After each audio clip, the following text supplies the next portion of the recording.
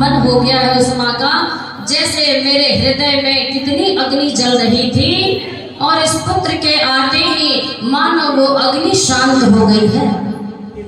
और माँ को जब मना लेते हैं कृष्ण वसुदेव फूले नहीं समा रहे हैं, कारागार से मुक्त करते हैं अपने माता पिता को। फिर तो उसके बाद कृष्ण की चहुओर जयकार चल रही थी, सारे देशों में कृष्ण का गुणगान हो रहा था, दूर दूर देशों तक फैल चुका था कि मथुरा को आजाद कर दिया श्री कृष्ण ने। अरे वो ऐसा कृष्ण है जो दिखने में जितना सुंदर है उतना ही वीर है, उतना ही पराक्रमी है, उतना ही चरित्रवान है। और मानो कोई उसको देख ले तो उसकी आंखों की तृप्ति हो जाया करती। चौहान कृष्ण का गुणगान हो रहा है और ये बात कहां तक पहुंच जाती है। विदर्भ देश के राजा जो भीष्म थे ना, उनकी पुत्री थी रुक्मिणी। विदर्भ देश के राजा भीष्म की पुत्री थी रुक्मिणी और इसका भाई था रुक्मण।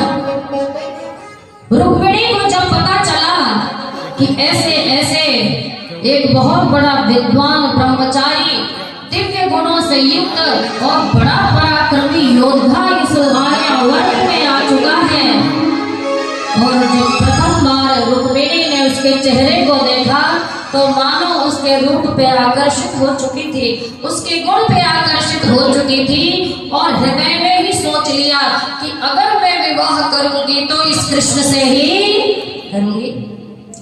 रुक्मिणी भी जितनी दिखने में सुंदर थी उतनी ही गुणवान थी, सुलक्षणा थी। लेकिन कहते हैं ना, कृष्ण के जीवन में कुछ भी आसान नहीं है। हम आप अपने कष्टों से कभी ना घबराएं। जब कभी कष्टों से घबराओ तो युग पुरुषों की जीवनी को पढ़ लिया करो। राजा थे, किसी प्रकार की कोई कमी नहीं थी, लेकिन जीवन का कोई क्षण ऐसा नहीं था जिसमें उनके दुख ना हो। कोई भी काम आसान से नहीं हुआ करते। और इधर रुक्मिणी की भी इच्छा थी।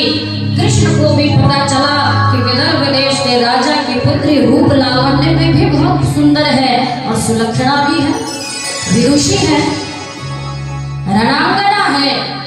तो कृष्ण के पास ये पता चले कि रुक्मिणी कृष्ण से विवाह करना चाहती है। तो कृष्ण को भी तो योग्य वधू ही चाहिए थी, है ना। इसलिए कहा कि आज हम कुंडलियां मिलाते हैं ना, और फिर भी शादियां नहीं टिकती। 32 गुण मिला दिए जाते हैं और शादी 3 महीने में फेल हो जाया करती है। महर्षि दयानंद कहते हैं इन कुंडलियों को मिलाने की जरूरत नहीं है, लड़के के गुण और लड़कियों के गुणों को मिला लो, दोनों के विचार और व्यवहार को मना लो।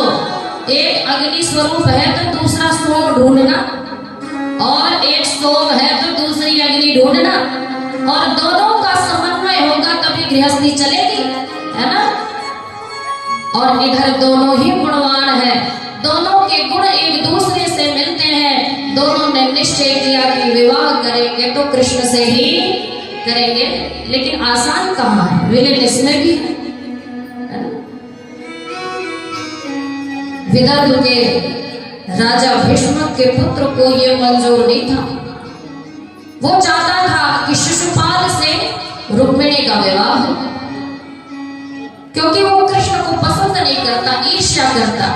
राजा जब होते हैं ना तो आपस में जो शक्तिशाली होते हैं ना तो वो उससे ईर्ष्या करते ही करते हैं। रुक्मण ने कहा कि मैं अपनी बहन का विवाह कृष्ण से नहीं होने दूंगा, मैं तो इसका विवाह किससे करूंगा, शिशुपाल से करूंगा। रुक्मिणी को ये बात पता चल गई और रुक्मिणी ने कृष्ण के पास ये संदेश पहुंचाया कि हे कृष्ण, मैंने तन से, मन से, वचन से तुम्हें अपना पति मान लिया है। विवाह तो मुझे तुमसे ही करना है, क्योंकि शिशुपाल का जो व्यवहार है वो राक्षसी वृत्ति है और मेरे जीवन में देवताओं का आगमन हो, मैं ऐसा चाहती हूँ। हे कृष्ण, मैं चाहती हूँ कि तुम मुझे वरने आओ और मैं पत्नी बनूं। कृष्ण ने देखा यहाँ सहजता से कोई बात बनने वाली नहीं है। जब कृष्ण रुक्मिणी के मन को जान चुके थे तो कहते हैं विदर्भ देश के जो राजधानी थी वहां पहुंचते हैं कुंडनपुर, और कुंडनपुर में उपवन में रुक्मिणी भ्रमण कर रही थी। वहां पे आके श्री कृष्ण रुक्मिणी को अपने साथ द्वारका ले जाते हैं और द्वारका में विधिवत विवाह वहां संपन्न होता है। देखो कितना मुश्किल था, जन्म भी इतने संकटों में, पालना पोसना भी संकटों में, गुरु के पास शिक्षा भी कितनी तपस्या से प्राप्त की, और शिक्षा प्राप्त करके आए तो आते ही राक्षसों का वध करना पड़ा, कहीं भी चैन नहीं है। और उसके पश्चात विवाह की भी सोच रहे हैं तो भी मार्ग इतना आसान नहीं है।